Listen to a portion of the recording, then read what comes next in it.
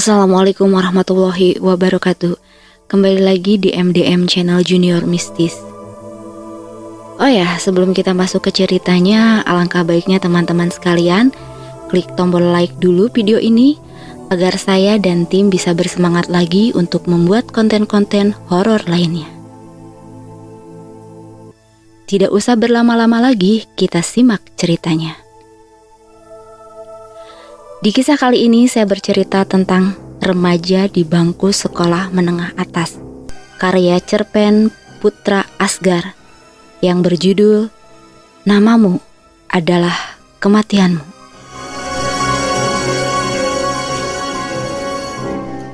Banyak orang yang bilang masa SMA adalah masa yang paling menyenangkan.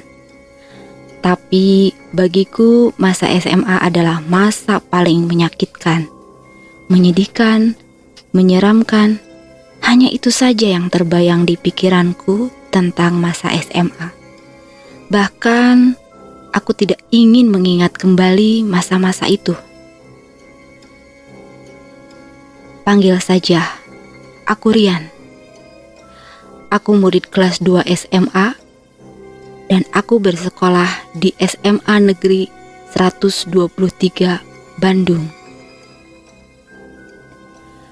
Ketika itu, Pak Farhan masuk bersama dengan seorang yang tampak asing bagi saya. Pak Farhan mulai masuk ke sekolahan dan menyapa. "Selamat pagi anak-anak," sapa Pak Farhan kepada semua murid. "Selamat pagi, Pak," teriakan seisi kelas menjawab salam Pak Farhan. "Hari ini kalian dapat teman baru. Dia adalah pendatang di kota ini. Namanya Rafli. Hari ini adalah hari yang penting di mana karena Rafli sebelumnya hanya sekolah umum dan dia hanya sekolah homeschooling saja. Jadi Rafli hanya ikut ujian penyertaraan saja. Saya harap kalian akur dengannya. Jadilah teman yang baik dan ajak Rafli berbaur dengan kalian. Paham kalian?" ujar Pak Farhan sambil memperkenalkan murid baru tersebut. "Paham, Pak," jawab murid kepada Pak Farhan. "Ayo, jangan malu-malu dan sapa teman-teman baru kalian Rafli," ucap Pak Farhan kepada Rafli. "Hai teman-teman, namaku Rafli. Perkenalkan, saya murid baru di sekolah ini." Setelah itu, sekolah berjalan seperti biasanya sampai bel pulang berbunyi. Sepulangnya sekolah, rencananya Rian akan menyatakan cinta kepada Lala, teman semasa kecilnya. Namun ternyata aku terlambat menyadari bencana yang akan mendatangi kami. "Lala," sahut Rian, "pulang sekolah nanti kamu ada acara nggak?" Sambil menuju ke arah Lala. Pulang sekolah," Lala bilang. "Aku mau karaokean tuh sama Indah." "Emangnya ada apa, Rian?" jawab Lala.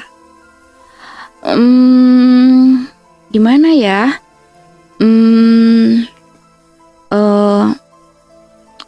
Ada yang aku mau bicarakan dengan kamu sepulang sekolah nanti.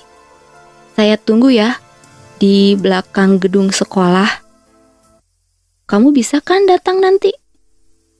ucap Rian kepada Lala. "Oke, saya nanti ke sana."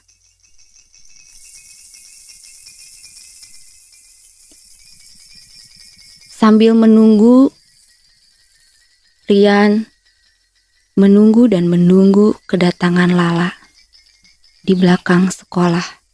Sesuai janjinya, Lala pun datang. Jadi, apa yang mau dibicarakan, Rian? Tanya Lala. Sebenarnya aku apa? Aku mau mengungkapkan perasaanku kepada kamu, Lala. Namun apa? Tiba-tiba suasana kayak gini jadi gimana ya? Jangan-jangan kamu mau nembak aku ya, Rian? Tiba-tiba Lala tahu tentang perasaan aku sama Lala, dan aku pun terdiam membisu. Benar kan? Kamu mau nembak aku kan? Kok kamu diam aja sih, Rian? Jangan-jangan beneran ya kamu mau nembak aku? Ayo dong, bener nggak?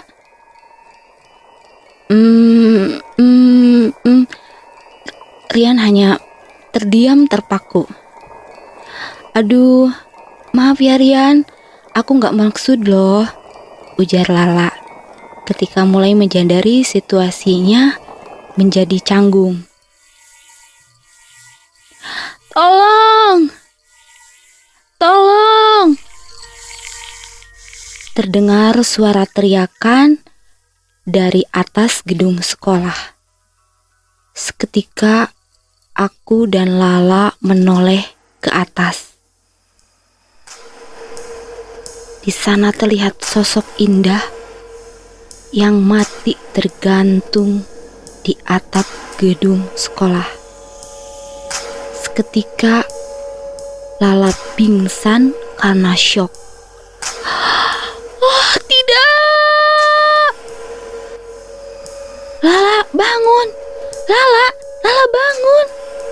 Aku membangunkan Lala. Saat itu juga aku melihat satu sosok lagi yang agak asing bagiku. Dia memasang wajah tersenyum dan seketika itu pun aku ikut pingsan dan merasa syok ketika ada sosok indah yang sedang tergantung di atap gedung sekolah. Tidak berapa lama aku terbangun di sebuah kamar dikelilingi oleh Agung, Pak Farhan, polisi, dan beberapa suster. Setelah aku merasa lebih baik, polisi pun mulai menyatakan kronologi atas kematian temanku yang bernama Indah. Lalu aku menjelaskan sesuai yang aku tahu. Polisi pun menanyakan hal yang sama kepada Lala yang sudah siuman sejak tadi. Namun, kesaksian aku dan Lala masih kurang untuk polisi bisa menindaklanjuti peristiwa ini. Keesokan harinya, polisi mulai melihat CCTV yang terpasang di atap gedung sekolah. Sesuai dengan kesaksianku di situ, lihat ada satu sosok yang lain menghampiri Indah untuk membantu Indah. Dan pada hari itu, Lala tidak masuk karena masih syok. Sepulang sekolah, aku, Pak Farhan, Agung, dan Rafli mampir ke rumah Lala sekalian menanyakan keadaannya. Ketika kami sampai di rumah Lala, Lala keluar dan mempersilahkan kami masuk ke rumahnya. Lala tampak ceria seperti biasanya. Tiba-tiba Rafli minta izin untuk menggunakan toilet di rumah Lala. Lala ikut pergi ke dapur untuk menyajikan makanan untuk Rafli. Tapi tiba-tiba "Ah!" Terdengar suara teriakan dari arah dapur. Aku pun langsung berlari ke arah dapur untuk memastikan keadaan. Di sana terlihat Lala yang terbaring. Aku pun langsung berlari ke arah dapur, memastikan keadaan. Sambil berlumuran darah dan tertancap pisau di kepalanya. Lalu Rapli yang selesai dari toilet menghampiriku, yang masih syok melihat Lala yang sudah mati di depanku. Lalu Pak Farhan dan Agung menghampiriku di dapur. Tiba-tiba Rapli menuduh bahwa aku yang membunuh Lala. Seketika aku menyangkalnya dan mengembalikan tubuhku ke Rapli. Saat itu terjadi adu opini yang cukup panas. Pak Farhan dan Agung melerai kami dan menyuruh kami pulang lebih dari awal. Keesokan harinya, aku dipanggil untuk menghadap Pak Farhan di ruangnya. "Kenapa Bapak memanggil saya? Apa Bapak mencurigai saya yang membunuh Lala?" Tanpa sadar, aku berbicara dengan nada yang sangat keras. "Tenang dulu, Rian. Di sini Bapak hanya akan membantu untuk memecahkan masalah yang terjadi belakangan ini," ujar Pak Farhan sambil menenangkan aku. Setelah selesai berdiskusi dengan Pak Farhan pun menyuruh untuk memanggil Rafli ke ruangannya. Aku pun memanggil Rafli untuk menghadap Pak Farhan di ruangnya. Tak lama setelah itu, Rafli keluar dari ruangan Pak Farhan. Setelah Rafli menjauh dari ruangan Pak Farhan, aku langsung masuk ke ruangannya lagi. Dan tampak Pak Farhan sudah tidak bernapas. Dan terlihat sebuah pisau menancap di dadanya. Tiba-tiba Rafli dan beberapa guru datang menuduhku membunuh Pak Farhan. Spontan, aku menuduh Rafli dan menjelaskan kronologisnya. Namun sayangnya tidak ada yang percaya ucapku dan aku dihukum skorsing selama 1 bulan. Dan sekolah pun dipulangkan lebih awal karena insiden yang menimpa Pak Farhan. Sekolah pun diliburkan selama 1 minggu karena insiden pembunuhan yang terjadi di sekolah.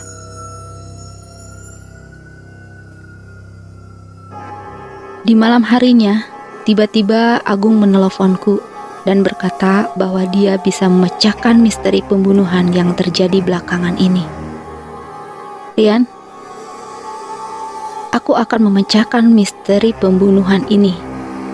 Tolong, sebutkan huruf pertama dan nama korban sesuai urutan," ucap Agung. "Oke. Yang pertama, I untuk Indah.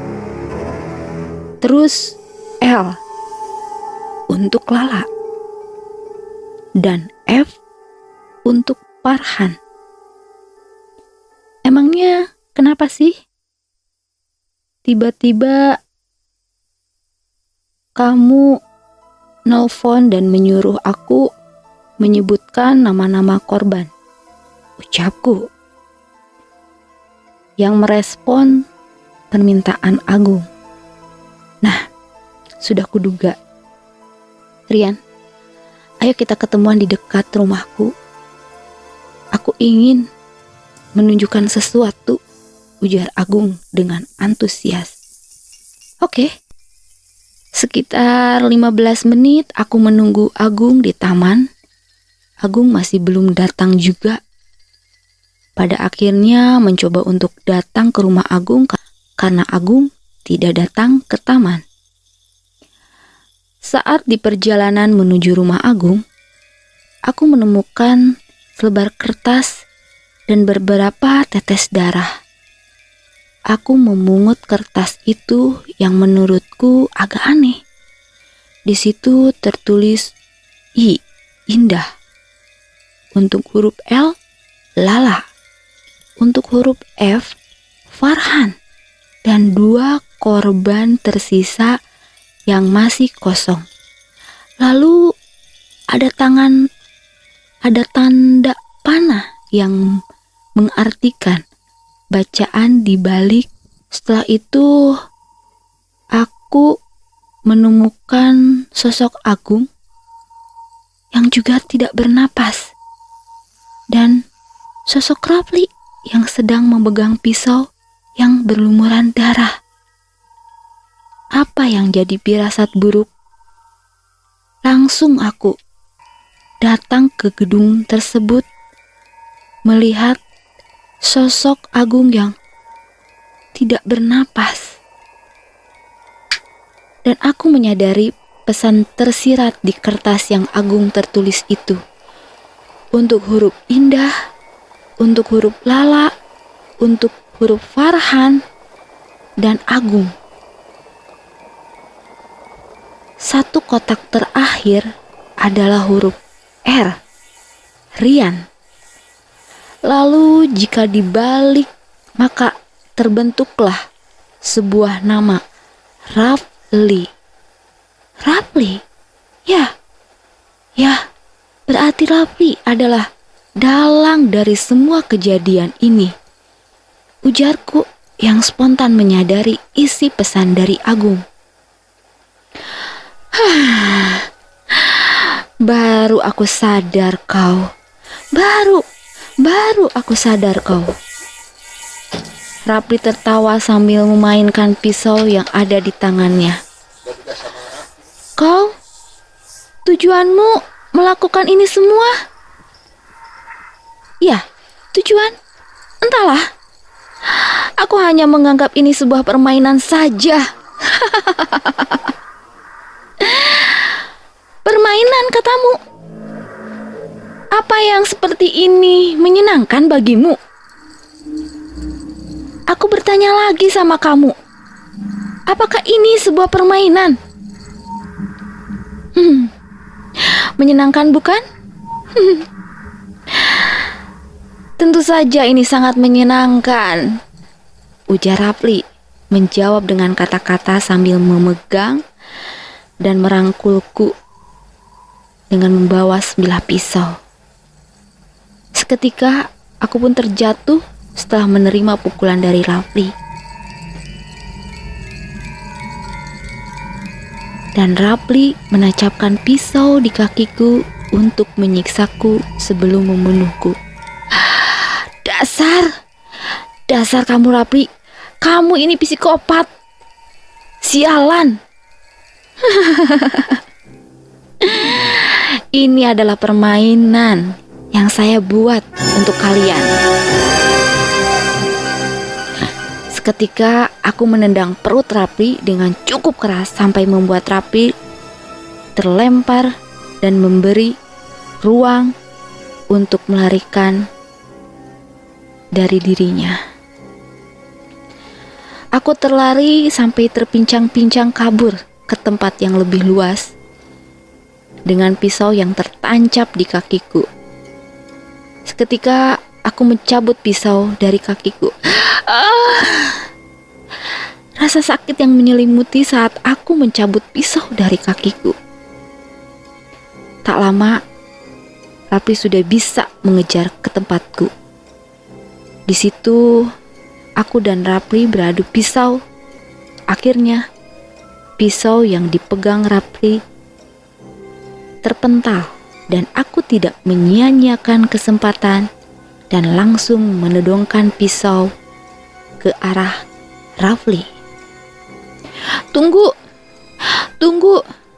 ampuni aku tidak mau mati, ucap Rafli meminta ampun. gak ada ampun. Saat ini juga aku akan membantu untuk menyelesaikan permainan sialan kamu. Permainan sialan ini.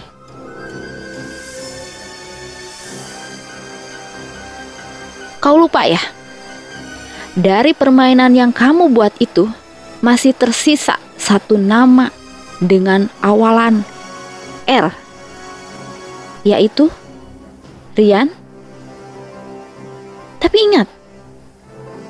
ingat sekali lagi, nama kamu juga berawalan dari huruf R, Rafli. Aku akan menyelesaikan permainan yang kamu buat ini. Sambil aku menodongkan pisau ke arah Rafli yang sudah tidak berdaya. Apa?